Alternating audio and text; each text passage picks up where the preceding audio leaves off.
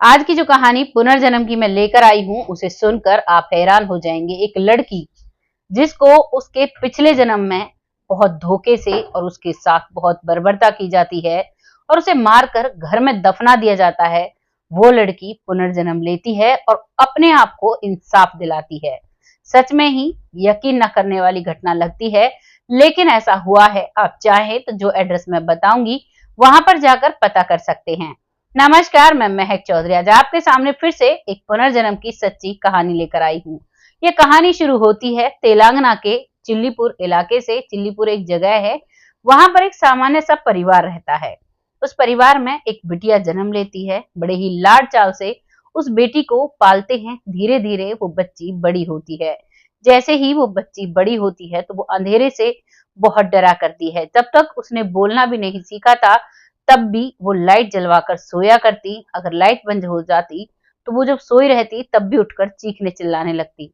कभी कभार उसकी मम्मी उसे लेकर सीढ़ियों की छत पर जाने लगती तो वो रोती रहती जब तक वो सीढ़ियां पार नहीं होती हैं। और वो बहुत ही ज्यादा शांत रहा करती। बस उससे रोना चीखना चिल्लाना यही चीजें होती हैं।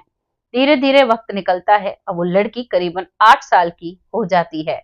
इसी माहौल के साथ माता पिता कई बार डॉक्टर्स को दिखाते हैं, लेकिन डॉक्टर्स कहते हैं ये बिल्कुल ठीक है, इसे कोई परेशानी नहीं है।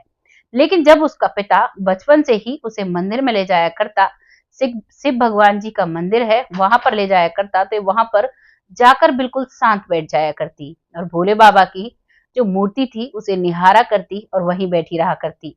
लगातार ये सिलसिला चल रहा था। अब ये बेटी 10 साल की हो चुकी थी। एक दिन अचानक जब वो मंदिर में शांत बैठी हुई थी तो एक मंदिर की घंटी ऊपर टंगी हुई थी। घंटी काफी भारी थी और वो मंदिर की घंटी आकर उसके सर पर गिरती है। अचानक वो टूटती है। टूटकर उसके सर पर जब गिरती है तो बच्ची वहीं पर लहूलुहान हो जाती है और बेहोश हो जाती है। उसका पिता उसे उठाता है और वहां पर चीखने चिल्लाने लगता है। तो जो मंदिर के पुजारी थे, मंदिर की देख रेख करने वाले लोग थे, वो आते हैं और उस बच्ची को मदद कर हॉस्पिटल में एडमिट कराते हैं। साथ ही साथ इस बात को भी कहते हैं कि ये घंटी तो अभी लगी थी, ये कैसे टूट कर गिर सकती है। सबको बहुत हैरानी थी, लेकिन अब सबसे पहला काम था कि वो बच्ची जल्दी से स्वस्थ हो जाए। उसका ट्रीटमेंट चलता है, उस बच्ची को होश आता है। लेकिन जब उसे होश आता है तो वो चारों तरफ बहुत अजीब सी निगाहों से देखती है। वो कहती है, आप लोग कौन हो, मैं कहाँ हूँ और मैं यहाँ क्या कर रही हूँ। उसका पिता उसके सामने बैठा हुआ था। कहता है, बेटा तुम ठीक हो जाओगी, तुम्हें चोट लगी थी। वो कहती है कि आप कौन हो। वो कहता है कि मैं तुम्हारा पिता हूँ, ये तुम्हारी माँ है, ये तुम्हारा भाई है और ये डॉक्टर्स का स्टाफ है। वो कहती है, मैं किसी को नहीं जानती और आप लोग मुझे बार बार संध्या कहकर, मेरा नाम तो प्रिया है, तुम मुझे बार बार संध्या क्यों कह रहे हो और तुम मेरे माता पिता नहीं हो। मेरे माता पिता तो शहर में है, मैं वहीं जाऊंगी। अब वो जब बार बार ये बात करती है तो वो डॉक्टर्स उसे समझाने की कोशिश करते हैं और उसके पिता ने डॉक्टर्स को बताया था कि अक्सर चुप रहा करती, अंधेरे से डरा करती थी, सीढ़ियों से डरा करती थी। आज इसके साथ ही क्या हादसा हुआ है, वो पिता ऐसे याद कर करके रो रहा था। डॉक्टर को समझ आता है। डॉक्टर सोचते हैं कि हो सकता है कोई दिमाग पर चोट लगी हो, इस वजह से ये ऐसे कह रही हो।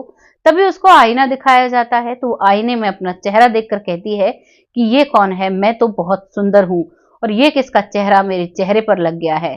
जब वो बच्ची ऐसे कहने लगती है तो सभी बहुत हैरान होते हैं। फिर उससे सब कुछ पूछा जाता है तो वो बताती है कि मैं एक मल्टीनेशनल कंपनी में काम करती हूँ और मैं बहुत अच्छी पढ़ी लिखी हूँ। मेरे माता पिता बहुत अमीर हैं, बहुत अच्छे से हम रहते हैं। मेरी नौकरी मल्टीनेशनल कंपनी में जब से लगी थी तब से वो जो मेरा बॉस था वो मुझ पर गंदी नजर रखता था। कई बार वो मुझे छेड़ता था, कई बार वो मुझे कई ऐसे कामों में अटका दिया करता जिसकी वजह से मुझे काफी देर रात हो जाया करती और मैं अपना काम किया करती और फिर वहां से जाया करती। पहली पहली बार नौकरी लगी थी, अपने आप को मुझे प्रूव करना था। इस वजह से मैं बहुत दिन तक इस टॉर्चर को झेलती रही। लेकिन जब पानी सर से ऊंचा चला जाता है तब मैं सभी के सामने उनकी शिकायत करती हूँ तो वो सभी के सामने सार्वजनिक तौर पर मुझसे माफी मांगते हैं। लेकिन इस माफी मांगने का उसे बहुत ज्यादा गिल्ट था और अब वो अपना बिहेवियर मेरी तरफ से चेंज करते हैं। अब वो मुझसे प्यार से बात करते हैं, ना ही कोई छेड़छाड़ होती है। मैं बहुत मजे से अपनी नौकरी कर रही थी।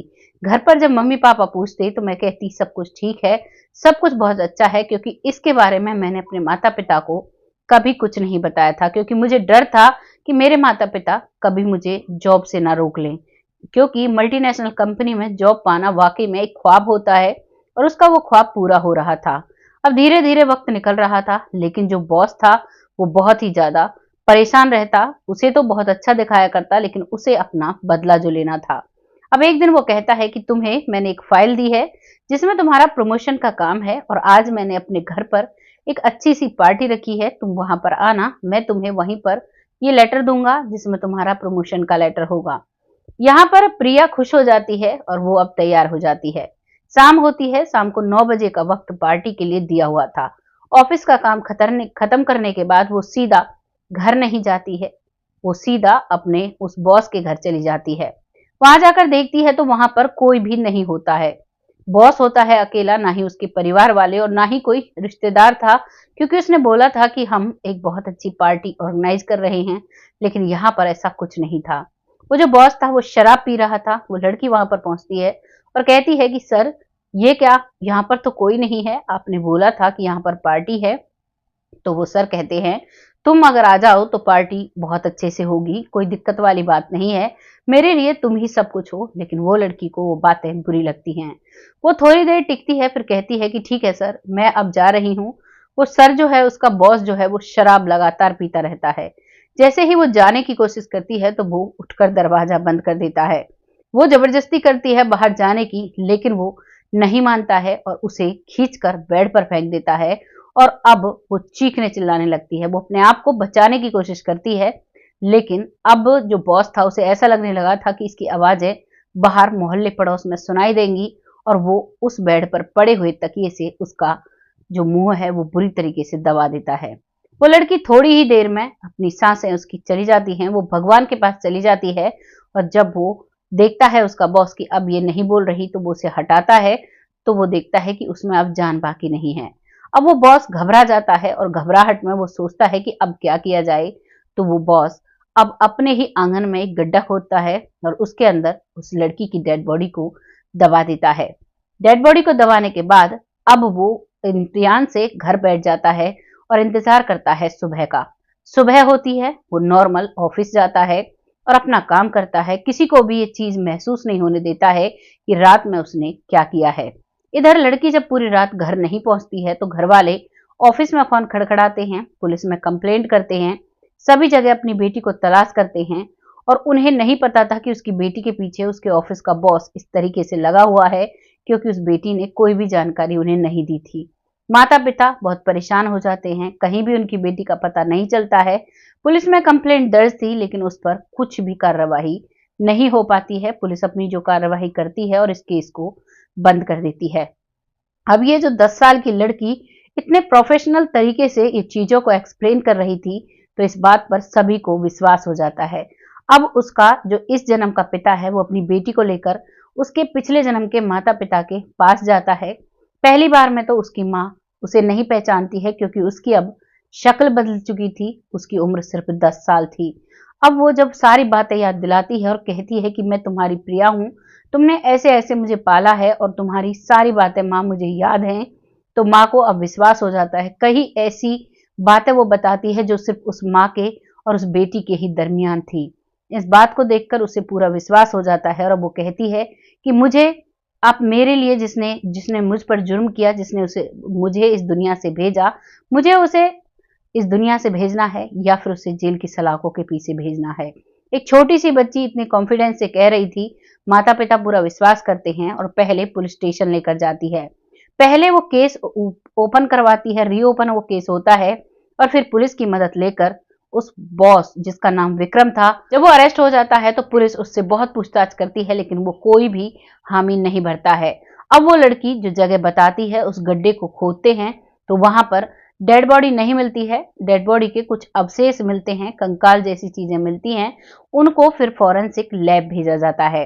वहां पर उनका डीएनए निकाला जाता है और उस डीएनए से उस लड़की के पिछले जन्म के माता पिता से मैच किया जाता है, तो वो उसी लड़की के अंश थे। अब पुलिस को पूरा विश्वास हो जाता है, सबूत भी मिल चुका था और उसे जेल में डाल दिया जाता है। कानून पुनर्जन्म को नहीं मानती, लेकिन कोई व्यक्ति अगर अपनी गवाही देता है तो पुलिस उसे जरूर मानती है। और पुलिस ने बस इतने कहने पर वो तहकीकात की थी। तहकीकात बिल्कुल सही रास्ते पर जाती है। जब पुलिस ने पहले तहकीकात की थी करीबन 11 साल पहले, तो उन्हें ऐसा कुछ भी नहीं मिला था। लेकिन जब सारे अवशेष और सारी चीजें मैच हो चुकी थी, अब जब विक्रम से पूछा जाता है तो वही एग्जैक्ट कहानी विक्रम बताता है जो कहानी उस बच्ची ने बताई थी, यानी संध्या ने बताई थी, जो महज 10 साल की थी और जो उस जगह से काफी दूर थी। वो तो किसी से इस बात को सुन भी नहीं सकती थी और सारा प्रूफ वो देती है और अपने आप को इंसाफ दिलवाती है और उसके बाद अपने इस जन्म के माता पिता के साथ वापस घर लौट जाती है। कई बार उसके माता पिता चाहते हैं कि वो बेटी हमारे पास रहे, लेकिन नियति जो खेल रचाती है उसी के हिसाब से हमें नाचना पड़ता है, उसी के हिसाब से हमें रहना पड़ता है। ये थी आज के पुनर्जन्म की सच्ची कहानी। आपको इसको सुनकर कैसा लगा है, अपनी राय कमेंट बॉक्स में जरूर लिखिएगा। बताइएगा क्या ये कहानी आपको सच्ची लगी या ये कहानी आपको झूठी लगी। और जिन जिन लोगों को ये कहानी झूठी लगी है वो इन जगह पर जाकर इस केस के बारे में कंप्लीटली पता कर सकते हैं।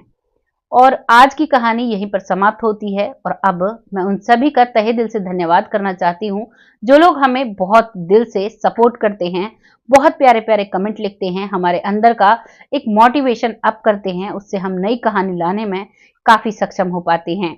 ऐसे ही अपना प्यारा प्यारा सपोर्ट हमारे साथ और अपना आशीर्वाद हमारे सर पर बनाए रखें, जिससे कि हम ऐसी ही सच्ची कहानियों से आपको रूबरू कराते रहें। बहुत जल्द ऐसी ही किसी कहानी के साथ आती हूँ। तब तक सब आप खुश रहें, आबाद रहें। जय हिंद, जय भारत।